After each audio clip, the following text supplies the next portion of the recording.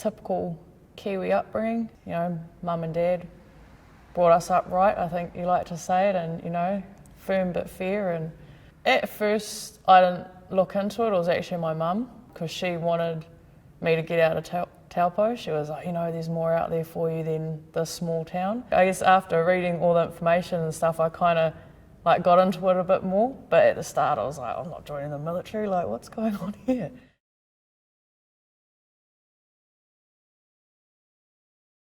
For our people, because we don't do those kind of operations and stuff enough as the New Zealand Navy, so having those exchanges available so we can actually send our guys over where they can do something real time instead of where we find ourselves training a lot for it but never actually doing it. So having those opportunities available actually gets them to go and, you know, consolidate the training that they've been doing for their whole career and actually putting it to use and going up and doing the real operations. Yeah, working with the other navies and making those bonds and those relationships. So with the pirates, we were armed just because we had them in the boats with us and in case anything went wrong. And then I think there was a couple of other boardings where they hadn't got the info on, because I think they'd been asking how many weapons on board, how many people and stuff like that. And we didn't get that info back, so just as that little safeguard, I think the coxswain, we both had a pistol just on us just to make sure, because we hadn't got all the correct information that we needed. So they were obviously gathering their intel, and then we got hands to boarding stations piped. And then as the boats cruise, we get briefed by the boarding officer. So at this point we don't know if it's just a dhow for drugs or if it's pirates or what it is. So the boarding officer comes down and then he's been given a brief by the captain, and he told us, he was like, we've got 2 suspect skiffs, there's approximately 9 personnel on board and these are suspected pirates. And they're like, we've had intel that they were firing at a merchant vessel, so we're going to go and board them and see if we can find anything. So at that time we didn't know if they were armed or what they had.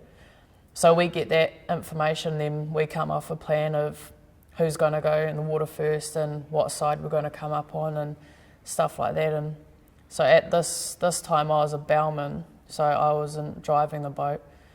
And then once we got that information, we were like, yeah, it's cool, so when you're ready we'll get in the water. So we got in the water, come up alongside our ship, got the boarding team in, and then we made our way over to the skiffs.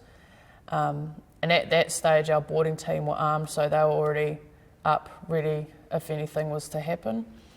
So we got along, and then they jumped on board, and then they couldn't find any weapons or ladders or anything, so we were like, obviously they've ditched it.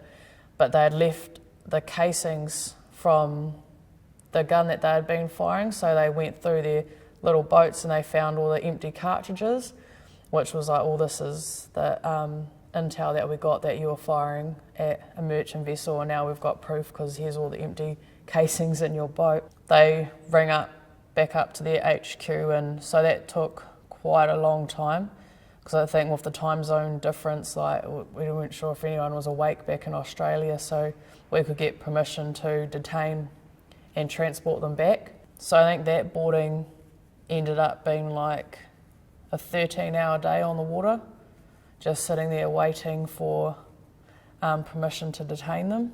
So we're sitting in the boat still just next to them, just watching them like for 13 hours while we were just sailing along. Yeah, so it was a really long day. And then we finally got permission to bring them back to ship. And we brought them up, so they went up the ladder, and then we had to detain them, so we put them on the forecastle, kind of got an awning and like made a shelter, and then they just stayed up there on the deck. We got them a couple of like those once only suits for them to wear so that they weren't cold, and we had them for, I think it was 3.5 days. So just up on the forecastle, and the boarding team were rotating through as sentries and stuff, and so we still fed them and watered them, and they got all that kind of.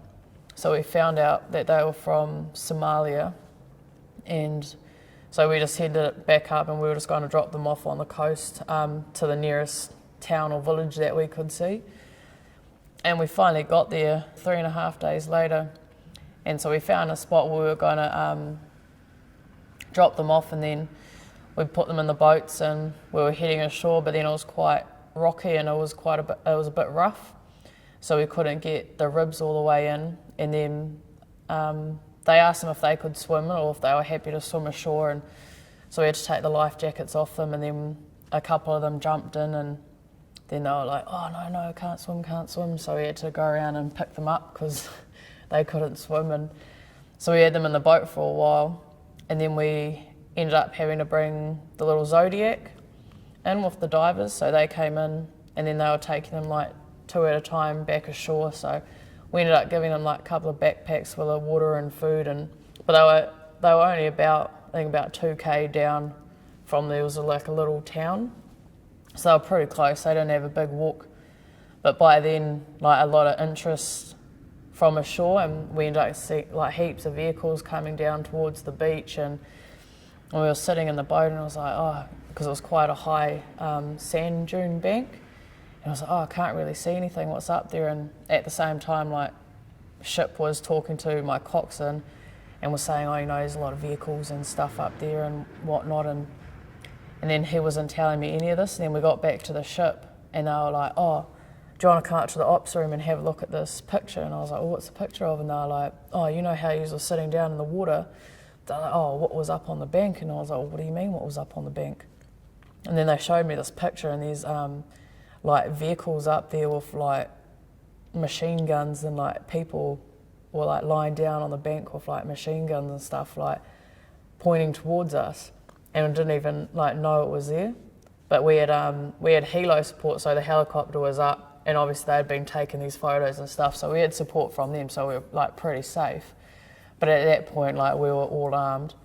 But yeah, like, seeing that photo, I was just like, holy shit, like, I'm down here in the water in this little boat, and like that was up on the bank, like that's scary.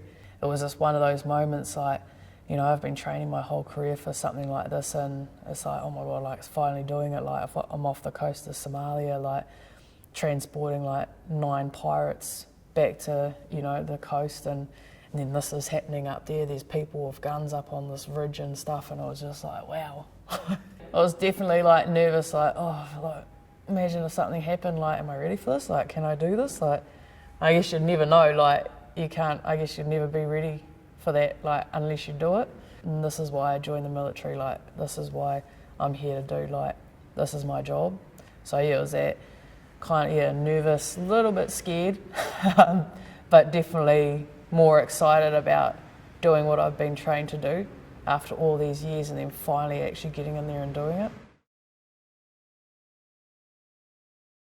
I guess it'll be 12 years next year, and I was always wondering, like, am I going to get to a senior 8 before my 12 years? Because I'm in my intake, like, there's only a few of us left, but I'm like one of the last ones in my intake to get promoted, and like everyone's been a senior 8 for years and years, and then yesterday when it finally happened, like, got promoted, I was just like, holy smokes, like, this to me is like, I was so proud of myself, like, and like kind of made me want to cry, and had my mum and my sisters come up and they were crying, and I was just like, everyone stop crying, like. But yeah, it was definitely like the high point of my career, like finally getting here after, yeah, I guess a lot of like having to, you know, get through a lot from the earlier days with almost being like told you'll never make it in this trade, to now being like the first female senior 8 that the trade has, and actually being welcomed by the men and the males in the trade, and everyone that used to tell me that I'd never make it, and now, you know, they're shaking my hand and saying how proud they are of me and all this, and I'm like, okay, cool, like, so it's taken nearly 12 years, but we're there.